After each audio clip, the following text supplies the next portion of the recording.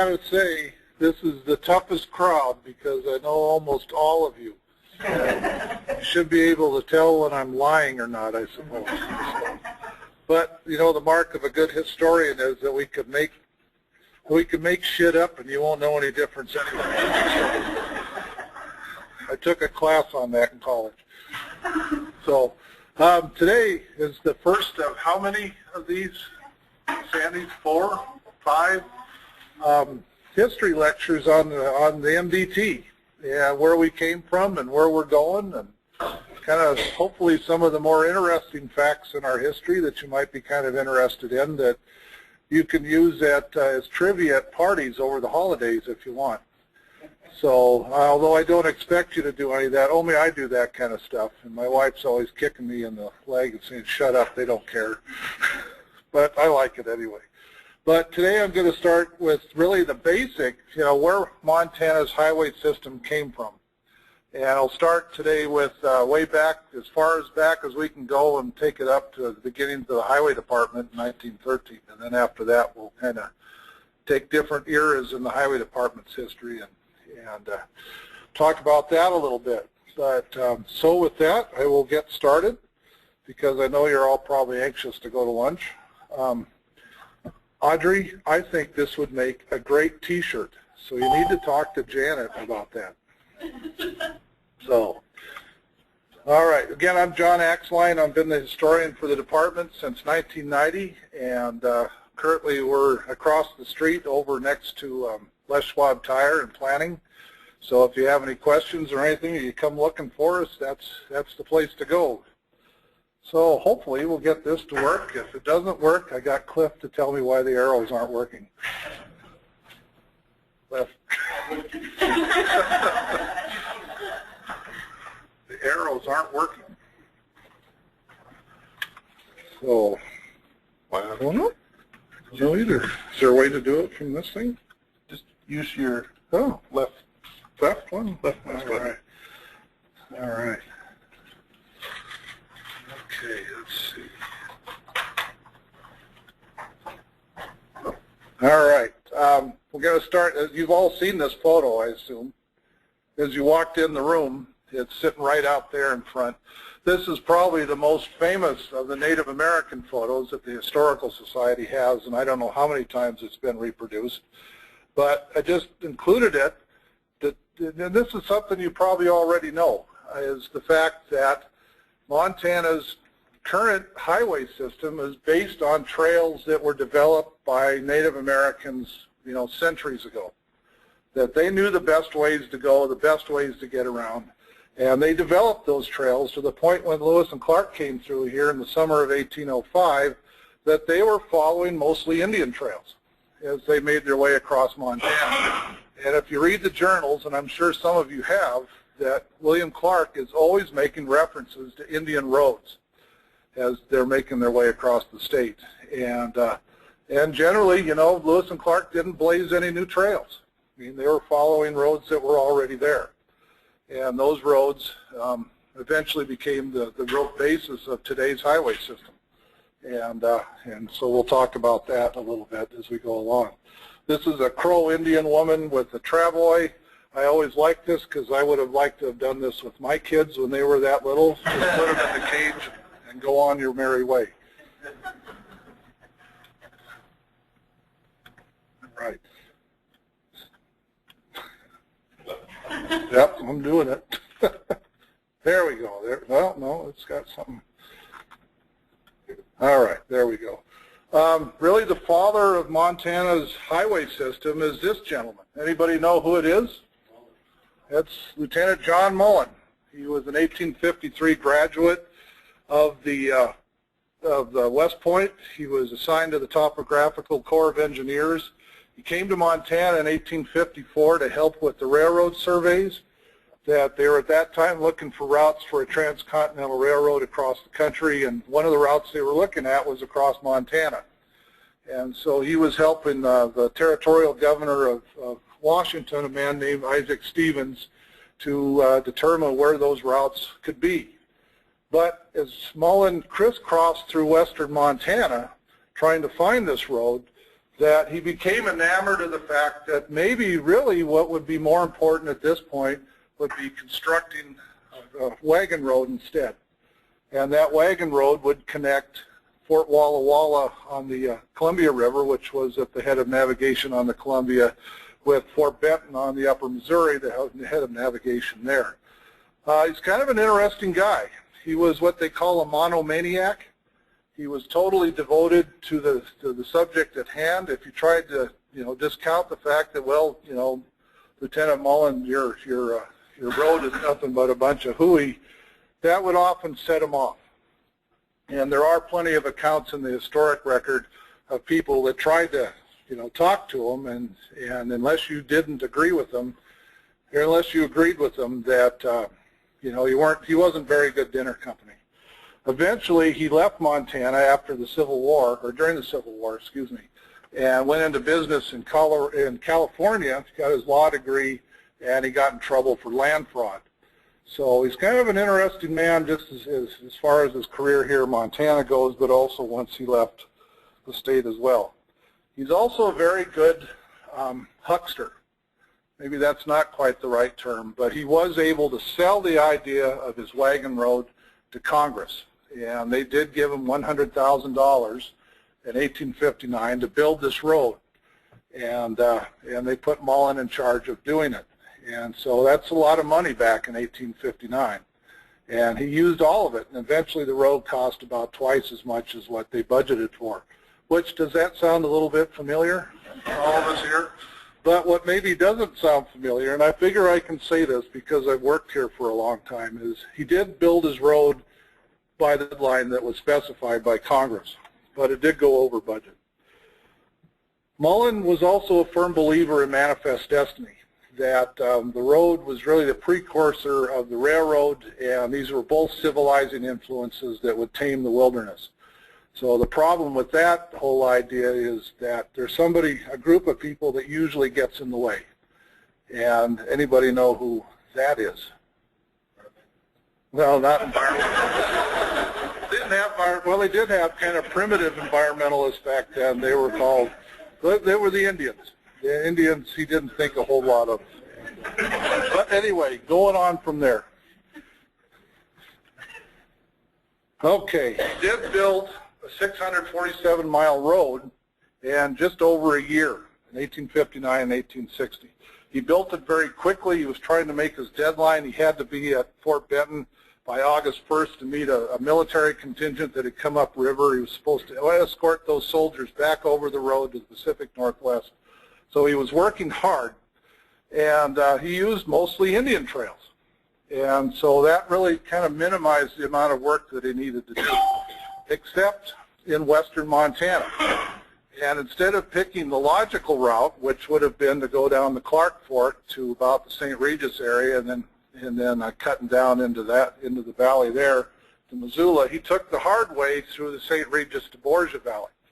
And it was a nightmare for him. And it took him a long time to build the road through there. But he was successful and eventually got it built. And one of the best things about it is that the MDT owns a 2-mile segment of Mullins Road in Mineral County. And this is a little piece of it that's on the hillside above Interstate 90, just about 2 miles west of Alberton. It's called the Point of Rock segment. We acquired this land when we were building the interstate in the 1960s. It was completely forgotten that it was there until a local landowner let us know about it. And so we preserved it, and it's going to stay like it is today. We've got it interpreted if you want to go up there and walk it. It's an unimproved hiking trail, and it's really kind of a nice place, at least for the historian to go once a year just to get away from the audience, or from the office. So that he I hate to think that we got it just to keep me happy, but maybe we did. I don't know. But we do know an awful lot about the Point of Rocks. The Point of Rocks was built between March and June of 1860. There was about 150 men that were put on its construction. We do know that they had to use some black powder to carve the road through the rocks, and that one man was seriously injured in a premature explosion when they were setting the charges to clear some rock out of the way.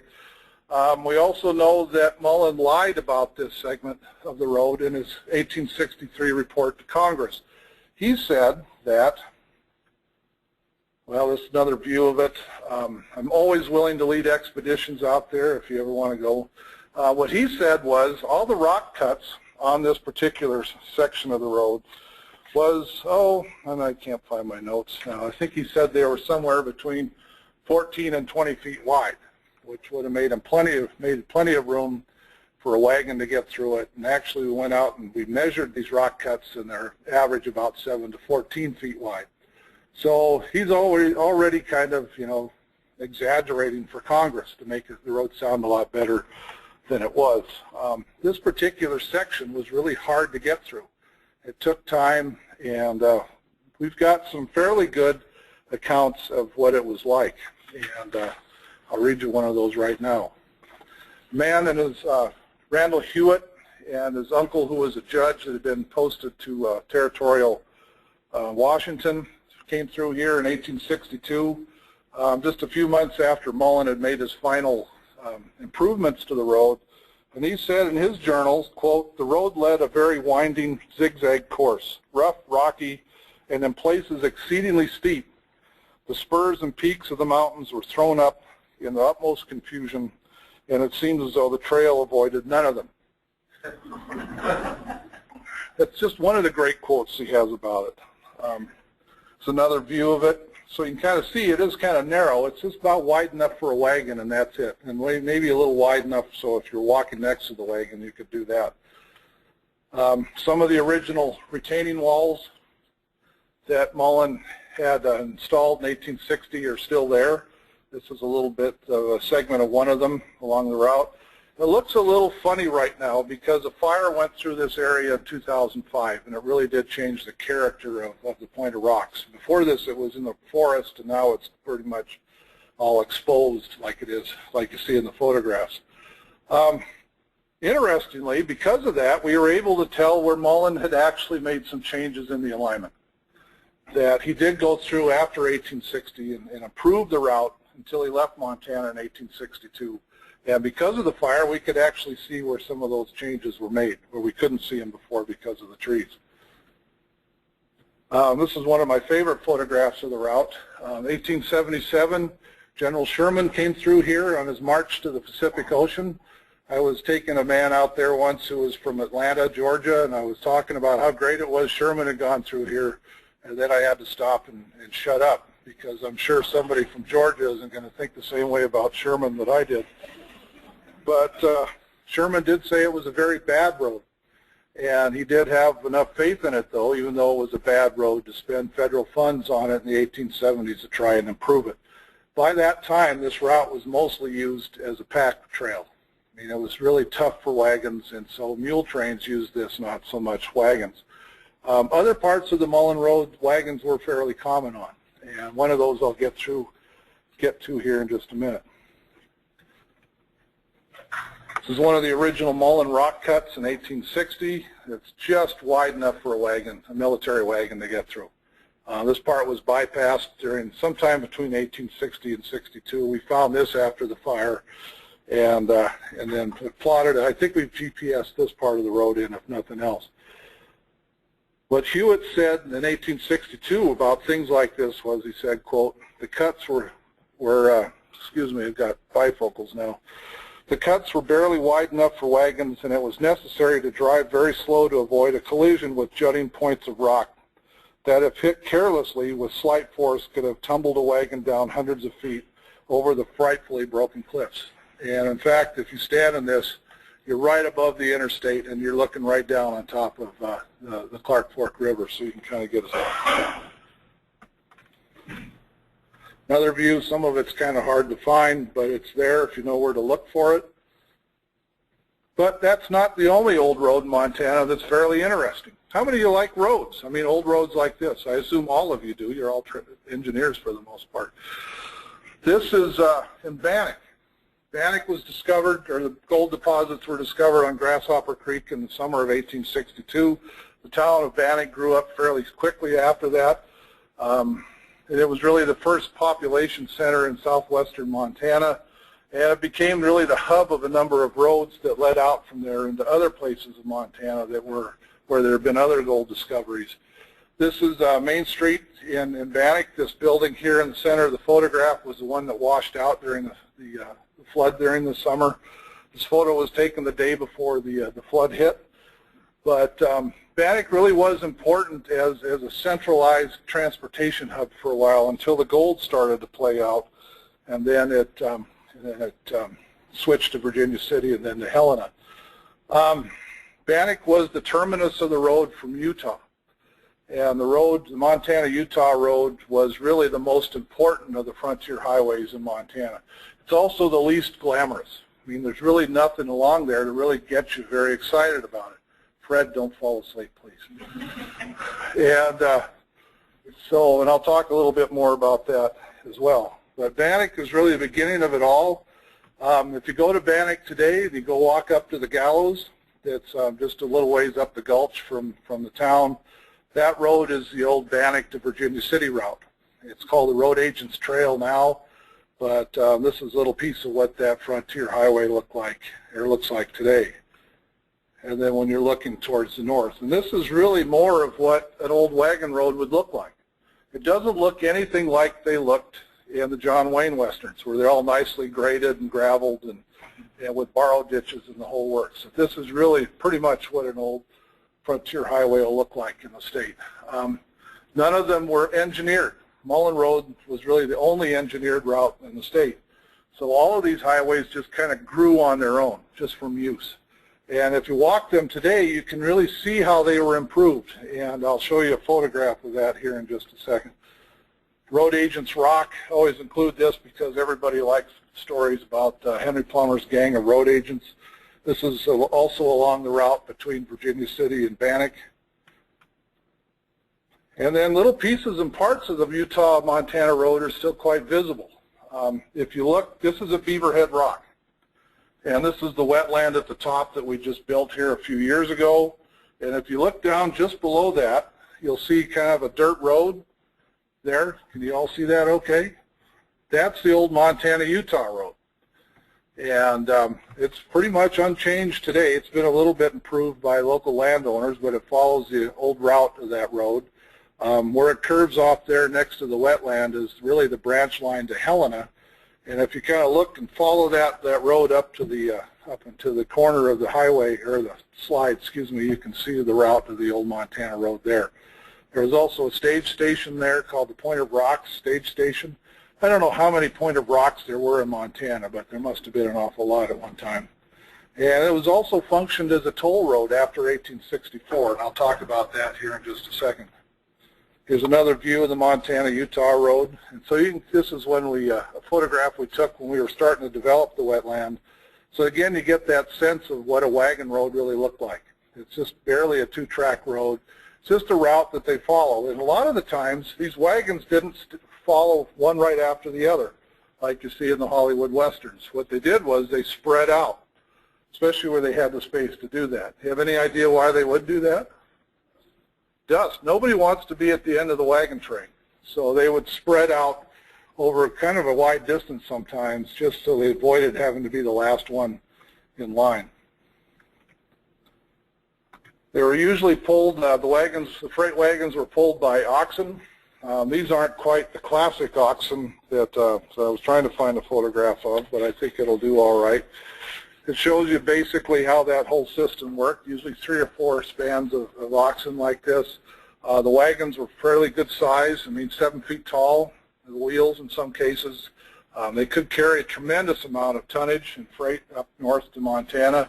They're usually strung out in 3 wagon groups like this, and it took a long time to get anywhere. Oxen don't move very fast, but they can pull tremendous amounts of weight. And they also can live off the land, unlike mules and horses where you have to bring their feed to take care of them. I like them, as some of you will know, because the bullwhackers were the people that were experts at the use of profanity. And some of you know I like to use profanity a lot. I've always figured, what's language without a little spice? But you could always usually hear these things coming before you ever saw them, because you could hear the bullwhackers, you know, talking to their oxen to get them to move along. Freighters could make on average to Virginia City from Utah about 6 round trips a season, and that's really pretty good. And there's a reason for that, is that the road between Utah and Montana is probably the most boring of all the frontier highways, that there really wasn't anything going on down there. And in 1860 or 1874, the Earl of Dunraven came up the Montana-Utah road, and he said about it, quote, "Nothing is more extraordinary and wearisome than the levelness of the road. From Corinne to Virginia City, you drive along a series of perfectly flat plains connected with each other by short canyons and valleys. There are no precipices, no torrents, no avalanches, no glaciers, nothing grand, terrible, or dangerous. The idea that you are surmounting a portion of a great and important watershed, that you are crossing the backbone of the continent and scaling a vast mountain range, appears preposterous." So that's the reason why they could make so many trips a year. It was all, you've all been to Idaho Falls, I assume, down I-90. I mean, it's pretty easy going for a wagon. So that's why they could make so many trips. Took, you know, 6 round trips a year. If you're going by Stagecoach, it took maybe 3 or 4 days.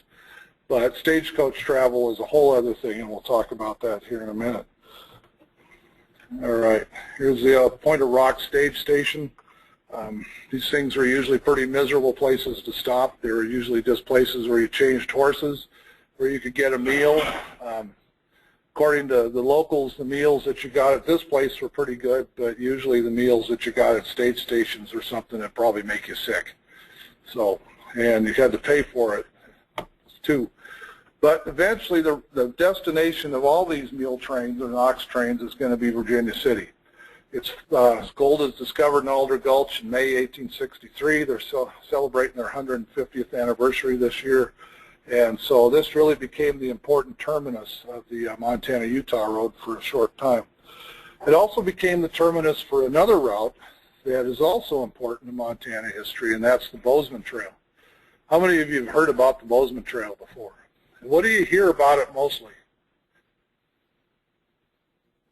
Mostly what you hear about it are the problems with the Lakota and the Northern Cheyenne down in northern Wyoming. But it's really an important road in Montana. Parts of it are more important than others. The route between Bozeman and Virginia City is incredibly important, because that's how a lot of that produce got from the Gallatin Valley to Virginia City.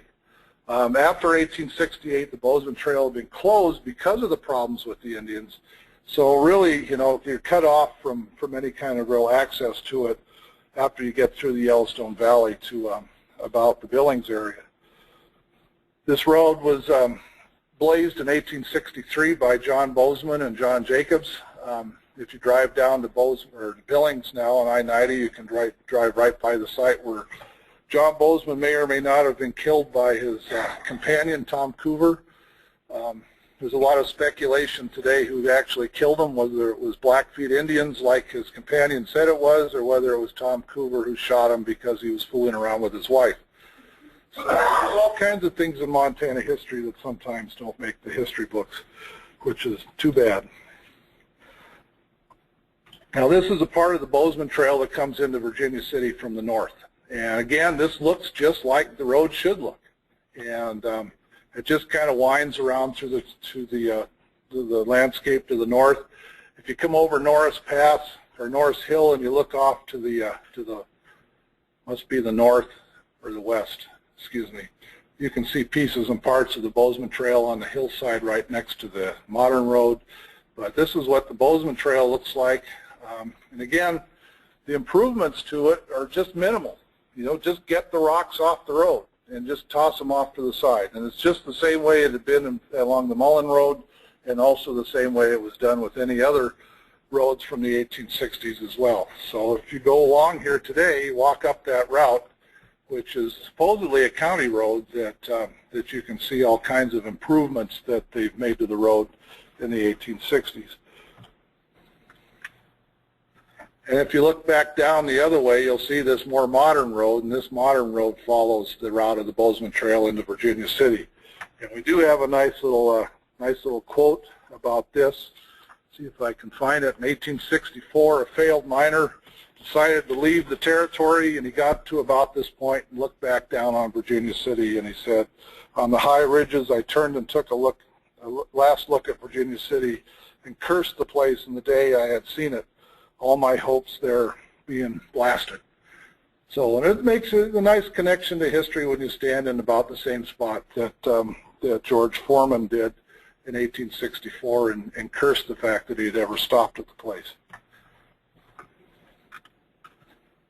All right, another important road in Montana's early history is the Benton Road. Have you all heard about that? I'm trying to keep you all awake. So, Benton Road follows mostly I-15 and Montana 200 today, north of Helena. And it's really a part of the Mullan Road, excuse me, with a little bit of it in the southern part of Wolf Creek Canyon that was constructed as a toll road in 1865. So, but generally the Benton Road followed the Mullan Road as far, you know, all the way up through about Lyons Creek rest area in the southern part of the canyon, and then it was all new construction down there. This road was developed as a toll road for the most part. In 1864, when the territory was formed, that the territorial government had no money to build roads. So what they did was they chartered toll companies. And those toll companies could build and maintain roads and bridges and then charge people for their use. Now that's a pretty good system if you don't have any money, because you're essentially getting somebody else to build the road for you. But there's problems with that, in that usually these toll keepers would gouge the people using the roads, or else they didn't maintain them very well. And there was a lot of complaints about the toll roads, and eventually the territorial legislature banished them in 1872, and they all became county roads. But the section through the southern part of Wolf Creek Canyon of the Benton Road was improved in 1866. The owners spent $40,000 improving it, and they were able to recoup their money in 2 years. So you can get an idea of what kind of traffic was on that road during that time the toll road was there. And this is a piece of it in the Wolf Creek Canyon. I think we've probably all seen this photo at one time or another. It was taken in 1866.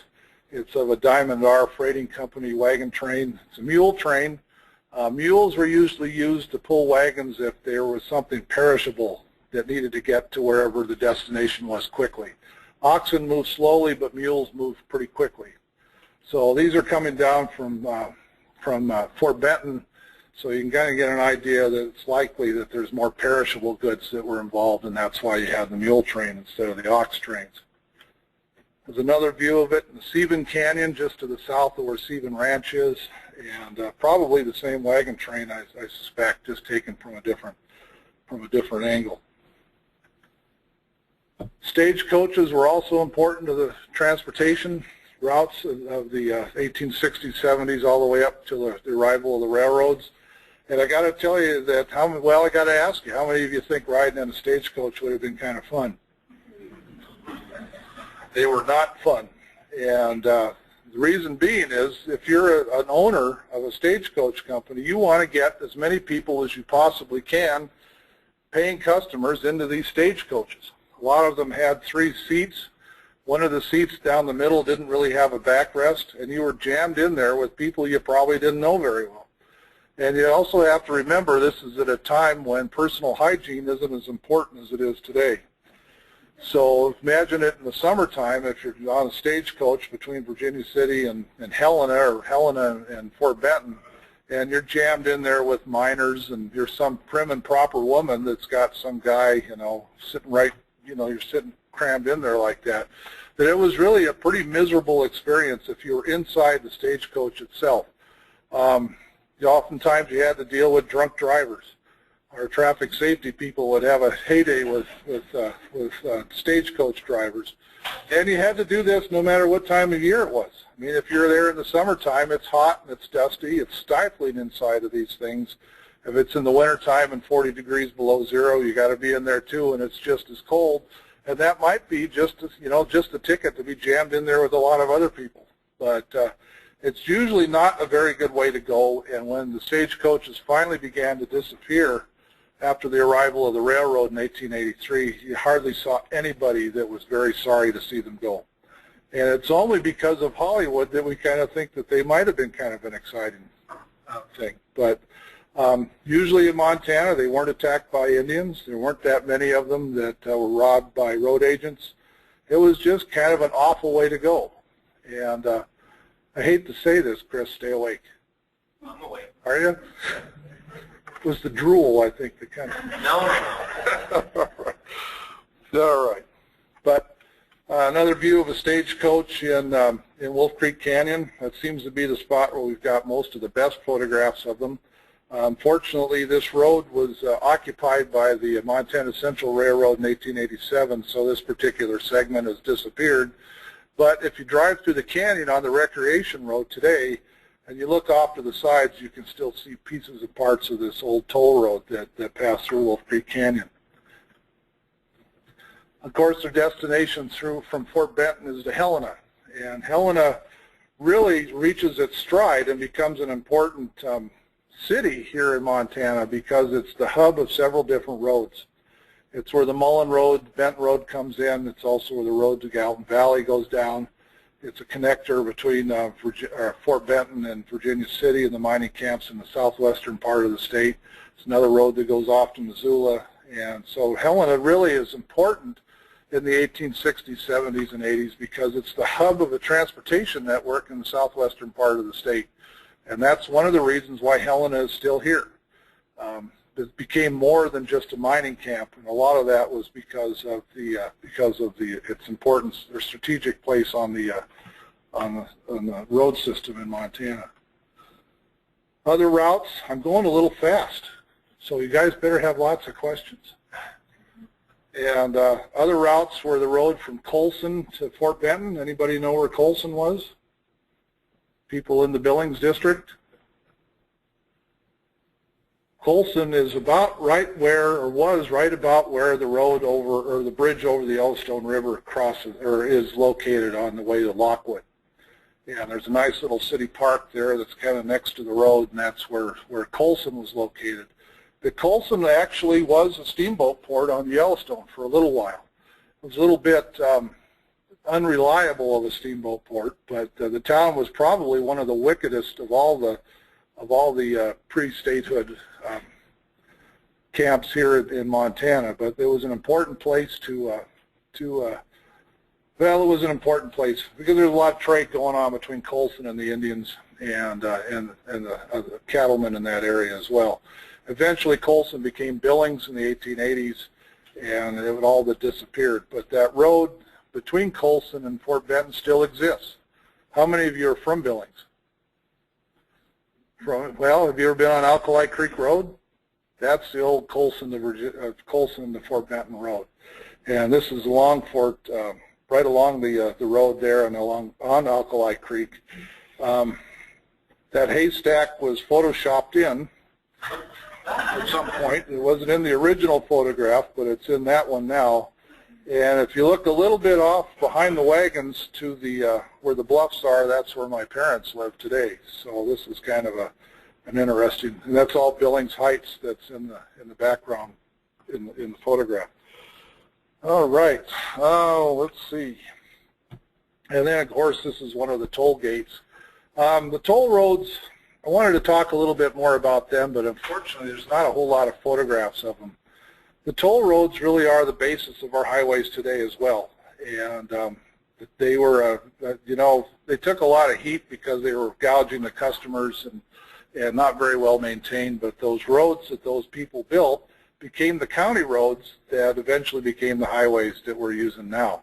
And again, a lot of those old roads are being used, or were originated as Indian trails even longer before that. So, I talked too fast.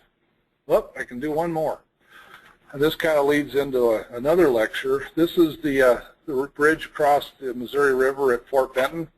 And the arrival of the railroad in 1883 really marked a change in how people got around the state.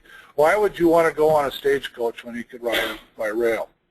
I mean, it's a little bit more expensive, but it's a lot quicker and it's a lot more comfortable, but not a whole lot more comfortable there for a while.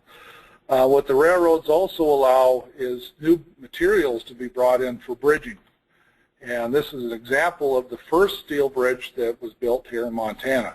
And it was built largely because it was located along the Montana Central, or along the Great Northern Line, excuse me. Fort Benton, they were able to ship in the steel components. It was built with money raised by local businessmen. There was no government money involved in the construction of this bridge, and it opened up the Judith Basin really to the railroad. So during the ranching era, the cattle era. This is a great little photo. It was taken in 1908. Shows the bridge. It was built with a swing span. As you can see there, that this is the only photo that shows the span actually open. And it was built that way because it was considered navigable up to that point. 1908, the little steamship OK came up the river to kind of celebrate Fort Benton's history as a steamboat port, and also to bring supplies back down the river to St. Louis. And it got its picture taken with the swing span open, and shortly after this photo was taken, a cross current caught the steamer and rammed it up against the swing span and tore off most of the upper works of the steamer just minutes after this thing was taken. And then unfortunately just a few months later there was a flood on the Missouri, and it took out that swing span as well. So but the bridge is still there if you ever get a chance to go up and see it. It's really, you can walk out on it. It's probably the most historic bridge in Montana, I would guess. And fortunately, fortunately, I don't know. I'm not going to say anything because I'll get in trouble from the Bridge Bureau. We can't touch this one. So with that, I think that was really my last. Oh, and then the photo of the railroads. I was always told that you should start your presentations with a picture of a dog, or else end your presentation with a photo of a dog. So this is the best I could find. So with that, I did it in 40 minutes, which I think is good, isn't it, Sandy? So is there anybody have questions? Chris? So you said that the Mullen Road is the first engineered road. You said Benton and Mullen Roads are both similar in that you just moved rocks aside. So yes. What constitutes engineering the Mullen Road?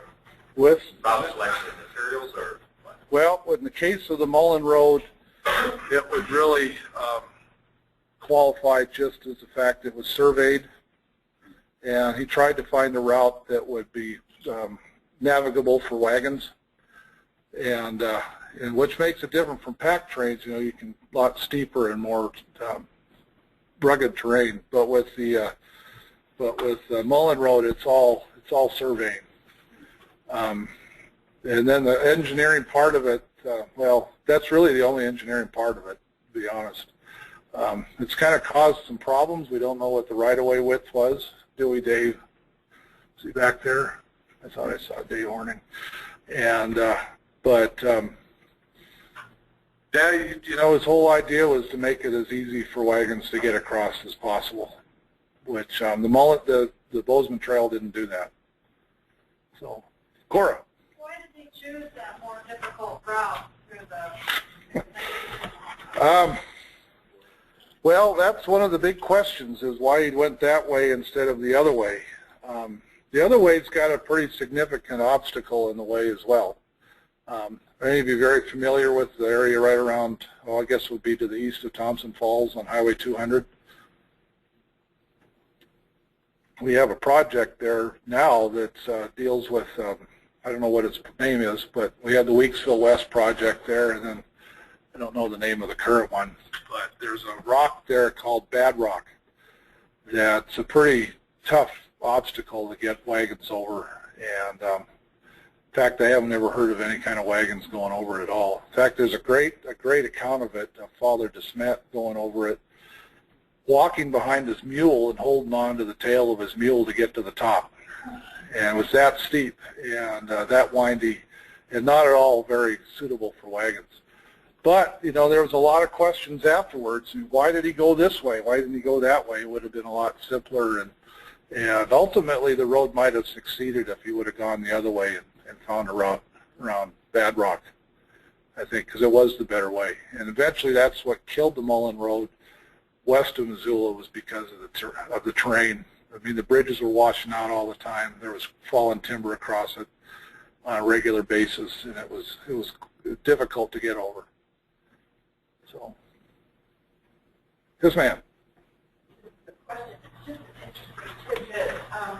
You know Lee Willoughby down in Yellowstone? I know the name. I read his books. So. Yeah, he posted something really interesting on Facebook the other day. He mentioned the earlier fundraising. The current lady fundraising just in Yellowstone with her daughter. Oh, really? Yeah. Pictures and right by the sign at fundraising path. Oh, really? That's very interesting. We should friend him on Facebook. Are you on Facebook, John? Oh, yeah. I'm the biggest snoop in town, I think. So you are a historian. Well, that's part of it. And, I get to see one of my friends glue something to her finger, and that was pretty funny too. So I got a good chuckle out of that. So otherwise, I wouldn't laugh at all. John, I'm sorry. Do you know how much the tolls were? Well, the tolls were set by the legislature, and but it seems that the historical evidence is that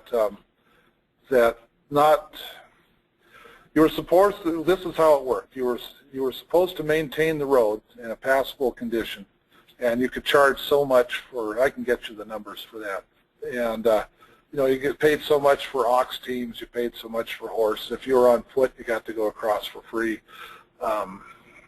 It's kind of tough if you're driving cattle and you're on a toll road, and you have to pay per head of cattle.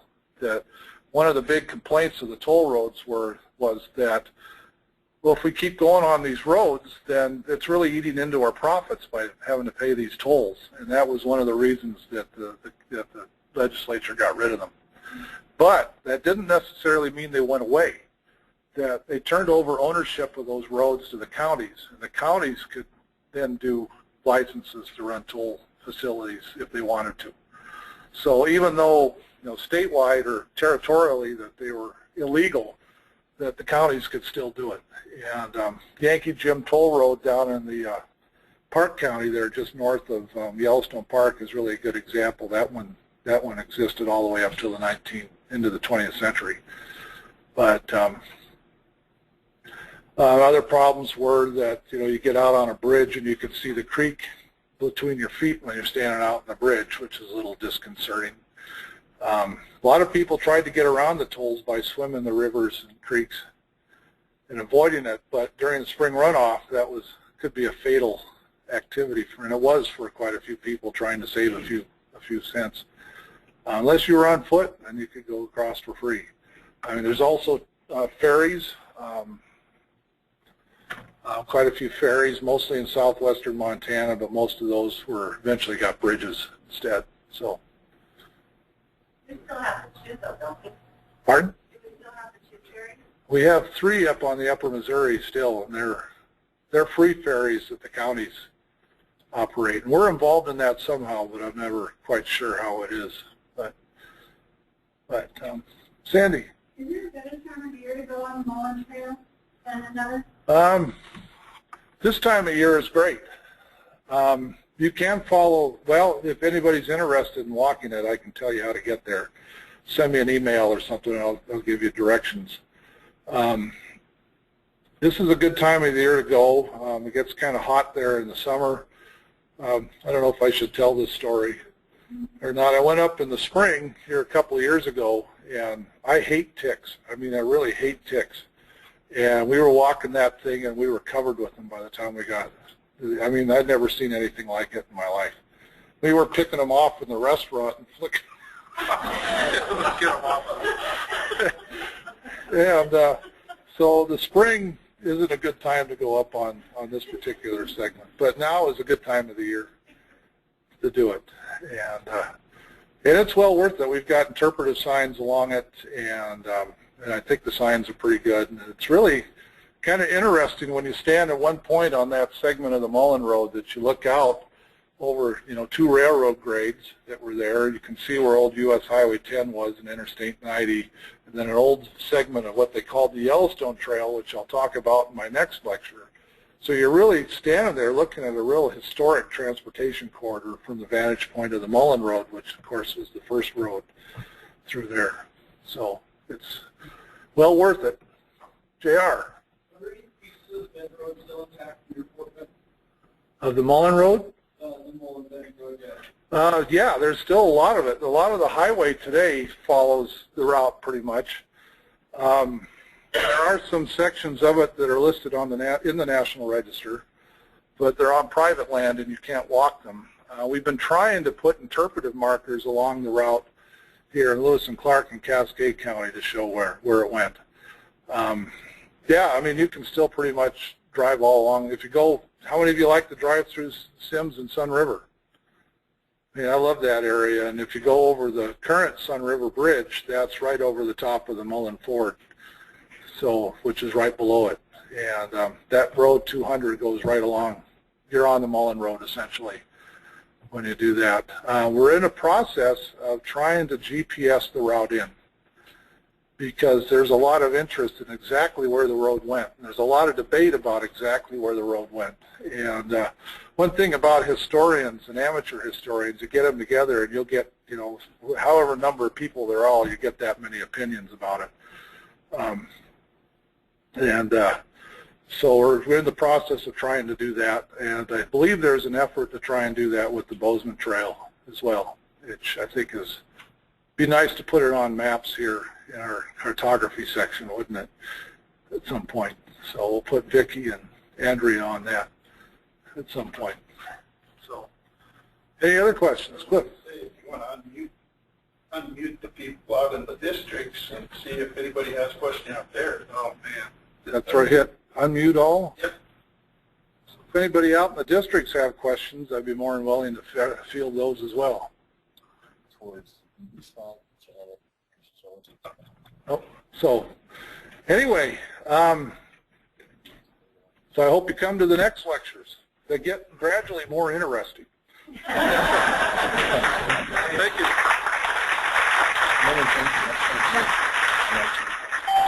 The next one will do again? Yep. You go ahead and mute. Stop.